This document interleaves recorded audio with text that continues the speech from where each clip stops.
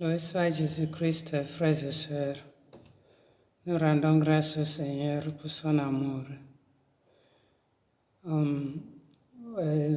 Je voulais partager ma réflexion aujourd'hui en français aussi, et que je faisais ça seulement en anglais.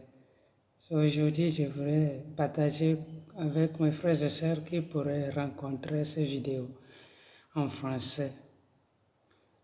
Le thème de mon partage aujourd'hui, c'est la puissance de la parole. La puissance de la parole. Excusez-moi si vous écoutez autre lingua, si je parle autre lingua que vous n'avez pas compris. Ils peuvent entrer. La puissance de la parole, parfois nous ne savons pas vraiment ce que nous disons à l'autre, ce que ça fait. Parfois nous parlons parce que nous pouvons parler, nous parlons parce que nous savons comment parler. Mais nous ne réfléchissons pas pour savoir ce que je dis. Est-ce que ça construit l'autre ou bien est-ce que ça détruit l'autre? Si nous regardons autour de nous, nous allons savoir qu'il y a tant de choses qui se passent dans le monde. Les gens vivent des situations vraiment incroyables.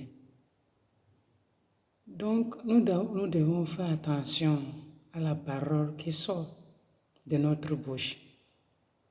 Parce que la parole de Dieu nous dit que ce qui sort de nos bouches aide l'autre, édifier l'autre, construire l'autre. Ce n'est pas pour détruire l'autre. Les gens vivent des situations parfois que quand nous écoutons, quand nous voyons, nous avons cette tentation de dire des choses. Mais avant que nous ne disions quelque chose, il faut que nous réfléchissons. La lettre de Saint Jacques, chapitre 3, nous dit que notre langue, notre bouche, c'est pour rendre grâce au Seigneur. Mais malheureusement, nous utilisons aussi notre bouche pour détruire l'autre. Et la langue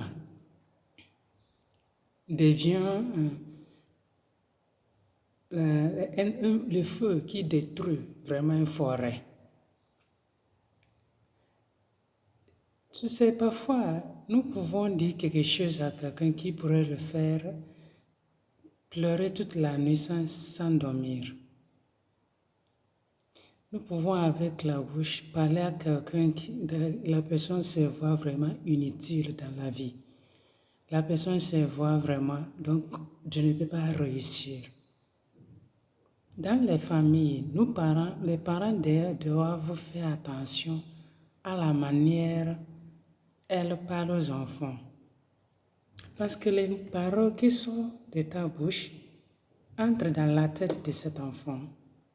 Et l'enfant grandit comme ça.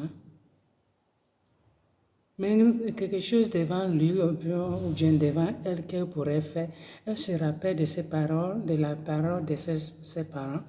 Peut-être l'enfant a fait quelque chose de mal. Au lieu de corriger l'enfant avec l'amour, tu l'insultes. Tu le donnes l'appel des noms qui ne doivent pas appeler à quelqu'un. Tu vois comment tu es, tu vois ce que tu fais, vois sa tête, les paroles qui n'édifient pas un enfant. Tu ne sais rien, tu ne sais rien. Non, nous devons savoir comment nous parlons aux enfants. Aider l'enfant à corriger avec amour. Et aussi, dans les foyers, un mari ou bien la femme qui a fait quelque chose qui n'est pas bon, il faut savoir rappeler ton mari, il faut savoir rappeler ta femme. Tu ne dois pas utiliser les paroles qui blessent aussi la personne. Nous sommes tous blessés d'une manière ou d'une autre. Mais la parole que tu utilises à la personne qui a fait une erreur peuvent aider cette personne à changer ou bien faire cette personne devenir pire. La personne qui fait une erreur est blessée encore. Donc tu es dans les positions pour l'aider à se soulever. Ce n'est pas pour les condamner. Cette personne a fait cette erreur aujourd'hui. Demain, il peut être toi. Nous ne sommes pas parfaits.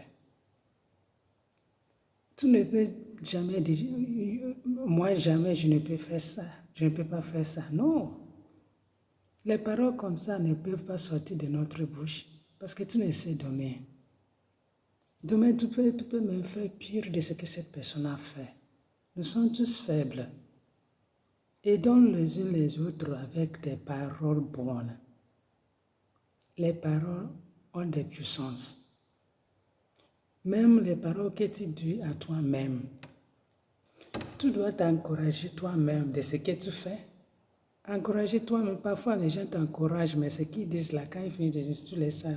Mais c'est seulement l'encouragement que tu donnes à toi-même qui peuvent t'aider. Aussi, quand tu vois quelqu'un qui s'est découragé dans la vie, il faut savoir parler à cette personne pour l'encourager. La personne qui a fait une erreur, il ne faut pas savoir l'appeler pour lui ramener à la raison. Mais si tu ouvres la bouche pour parler parce que tu peux parler, tu détruis encore cette personne. Beaucoup de personnes se tuent, beaucoup de personnes prennent des coups de choses pour mourir parce que quelqu'un a dit quelque chose ou bien parce qu'ils sont en train de vivre une situation, mais personne ne veut les écouter, personne ne veut les comprendre. Quand tu as la chance de rencontrer cette personne qui souffre, tu as les dieux qui peuvent aider cette personne à voir la positivité de la vie. Ce n'est pas seulement les négatifs. C'est vrai qu'il y a trop de difficultés dans la vie, mais la vie est belle. Aidons-nous avec des paroles. Faisons attention avec des paroles qui sortent de notre bouche. L'évangile de Saint Matthieu, chapitre 12, vers 36 et 37. Le Seigneur dit que tu rendras compte de toutes les paroles qui sortent de ta bouche. Le Seigneur est Dieu de miséricorde, mais il est Dieu de justice. Faisons attention aux paroles. La lingua deve être pour louer le Seigneur, ce n'est pas pour détruire l'autre.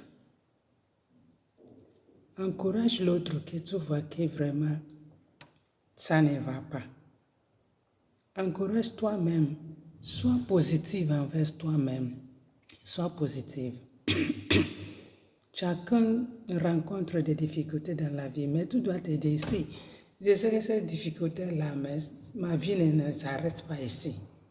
Ma vie ne s'arrête pas ici. Il y a des défis dans la vie, mais je sais que je vais survivre ça là. Donc, sois positive envers toi-même et envers les autres. Les paroles ont des puissances. Faisons attention, frères et sœurs.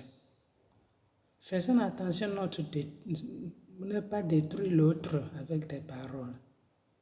Faisons attention de ne pas nous détruire avec des paroles. Que le Seigneur nous aide à comprendre mieux les puissances de la parole et nous donne la grâce de savoir parler. Quand parler, comment parler, de quoi parler. C'est pas quand on ouvre la bouche, on dit n'importe quoi.